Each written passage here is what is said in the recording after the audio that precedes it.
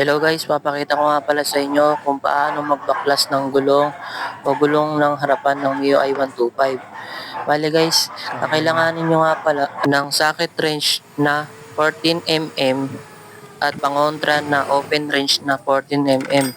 Bale, ilagay mo nga pala itong 14mm na pangontra at ilalagay mo itong 14mm na close wrench. Mas maganda kasi guys kung kukontrahin nyo siya para hindi kayo mahirapan magbaklas o magtanggal ng ehe nitong gulong natin sa harapan.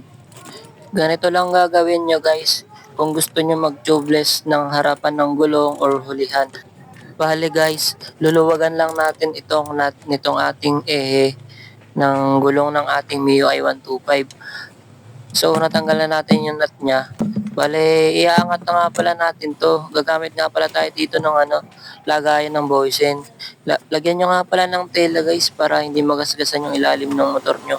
Bale, pagkatapos nga pala matanggal nitong nut, kukuha nga pala kayo dito ng tela or microfiber para pupukin itong ehe papalabas sa kaliwa.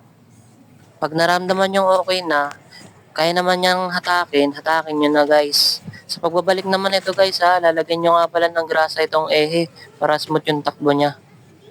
Bale guys, itong ehe na nga pala ay natanggal na. Ganyan nga pala siya kahaba guys. Bale guys, gagamit nga pala kayo dito ng dalawang pansikwat Bale, 12 inches nga pala to guys. Ito nga pala yung nabili ko sa online. Pero titingnan nyo pa rin kasi meron kasing pansikwat dito sa online na hindi ganon ka-tibay. Iba yung matatanggap nyo guys. Kaya check nyo mabuti yung bibilin yung pansikwat guys. So ito guys, tinatanggal ko na nga yung yung gulong natin sa mags. Kasi lilinisan natin to at lalagyan natin to ng ng sealant. Kasi itong sealant natin dito sa gulong natin na expired na.